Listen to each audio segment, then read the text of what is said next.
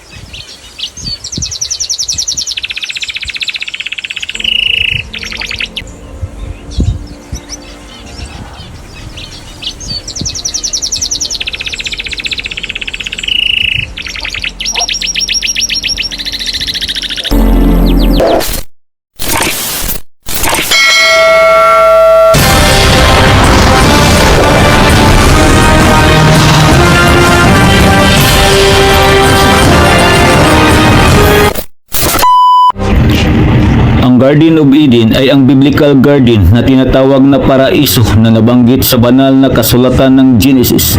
Dito manutumira ang nilikha ng Diyos na si Adan at Eva, at dito rin unang naganap ang unang kasalanan ng sangkatauhan na siyang dahilan kung bakit napatalsik si Adan at Eva. Pero totoo bang nag-exist ito? At saan nga ba ito matatagpuan? Mga clue na nakasulat sa Biblia, yan lamang ang di umano'y pinagbasyan ng mga eksperto at explorer upang matunton ang tinaguriang paraiso. Sa haba-haba ng nagdaang panahon at sa dami na naganap sa harding ito, mahirap malaman kung saan nga ba ito matatagpuan ngayon. Dahil lamang sa mga clue ay natulungan ang mga eksperto para tuntunin ang tamang lokasyon nito. Ayon kay Judy Magnus, isang archaeologist na nagtangkang suriin ang tunay na lokasyon, ayon sa kanya, ito daw ay matatagpuan sa isang simbahan sa Old City ng Jerusalem na pinaniniwala ang lugar kung saan ipinako si Jesus at muling nabuhay. Isiniwalat din niya na doon din daw sa kaparehong lugar inilibing si Adan nang ito'y pumanaw. Sa libro ng Genesis, ilang mga biblical clues ang binasihan ng mga eksperto at kritiko upang masimulan ang paghanap ng nasabing paraiso.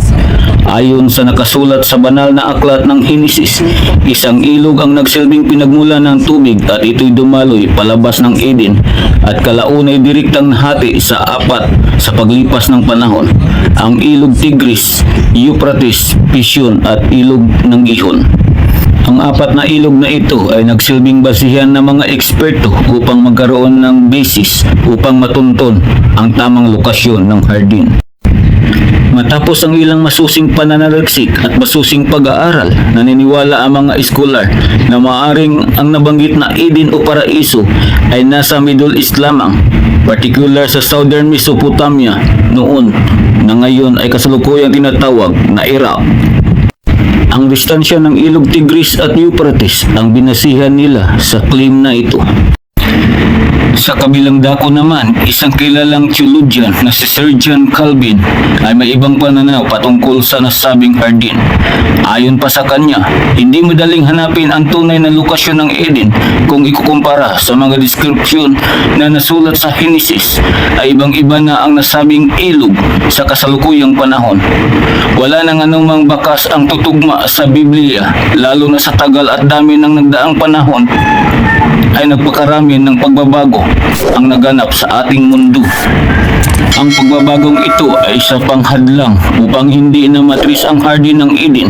Idagdag pa riyan ang pandaigdigang baha sa panahon ni Noah na isa sa pinakamakasay-sayang bahagi ng lahat ng kinakailangang bigyan ng konsiderasyon. Kung hindi pa malinaw, maaaring ang lugar kung saan ang Tigris at Euphrates River ay hindi ang kaparehong lugar kung saan ito nagsimula. Pero alam niyo ba na may bagong pananaliksik at nakakabigla dahil sabi nila na dito daw matatagpuan sa Pilipinas ang hardin ng Eden.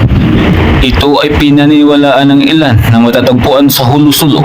Ang claim na ito ay nag-ugat umano sa salitang Kedem, isang salitang Hebreo na nangangahulugang eastern border na tugma sa nakasulat sa Genesis. Isang patunay di umano sa claim na ito ay ang islang puno ng halaman, kahoy, prutas at basagana ito sa nagliliparang mga ibon, mga insekto at mga buhay dagat o marine life. Isa itong patunay na pasok ang Pilipinas sa anumang deskripsyon sa Genesis patungkol sa hardin ng Eden. Ang malaking katanungan ngayon, paano na ang apat na ilog na nagsilbing clue sa paghahanap ng harding ito? Pero simple lang ang eksplanasyon ng ilan patungkol dito. Maaari daw na ang mga ilog na ito ay nasa ilalim ng karagatan. Sa mga nagtataka, marami talagang mga ilog na underwater. Marami ng underwater river ang nadiskubre sa buong mundo, gaya na lang ng Roaring Earth, Mansion Mauriski, Bird Panda at Sinuti, ang Hilita underwater ng Mexico. Sa ngayon, marami pa rin ang naghahanap sa tinaguriang natatanging paraiso ng Garden of Eden. Pero sa kabilang pagsisikap ng mga mananaliksi, wala pa rin sa nabanggit na lugar ang kinilala bilang tunay na lokasyon ng Garden ng Eden. Bukod sa wala pang matibay na ebidensya, ay pawa mga assumptions lang di umano ang pinanghahawakan ng mga eksperto sa kanilang mga claim patungkol dito. Pero ang paniniwala ng karamihan o mga simpleng tao ay hindi talaga mahanap ang Garden of Eden, lalo pat gawa umano ito ng Diyos at inilagay sa mga dimensyong hindi makikita sa pangkaraniwang tao. May iba namang nagsasabi at naniniwala na hindi ito makikita ng tao dahil wala ito sa mundo, dahil tanging Diyos lamang ang nakakakita at nakakaalam nito. Ano nga ba ang totoo? Dahil marami ang naniniwala at marami din ang katulad kong naghihinala. Kung kayo'y mayroong mga suhestyon, katanungan o topic na gustong pag-uusapan, ilagay nyo lang dito sa comment section at gawa natin ng video. Maraming salamat sa inyong suporta at patuloy na pagtangkilik sa aking munting